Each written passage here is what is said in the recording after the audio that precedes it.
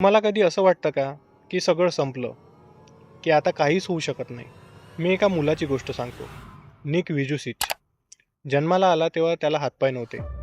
डॉक्टरांनी त्यांच्या आईवडिलांना सांगितलं, की हे बाळ जास्त दिवस जगणार नाही. त्यांनी एकच निर्णय घेतला. हे आमचं बाळ आहे, ते जगेल. निकला कधीच हातपाय नव्हते. पण त्याच्याकडे एक गोष्ट होती, जळजळीत इच्छा. तो म्हणायचा, मला हातपाय नाही, पण माझ्याकडे स्वप्न आहेत. तो तोंडाने पेन धरून लिहायचा. पाण्यात डोकं फिरून पोहायला शिकला. खांद्याने मारत फुटबॉल शिकला. तो म्हणतो, जर मी हे करू शकतो, तर तुम्ही का नाही?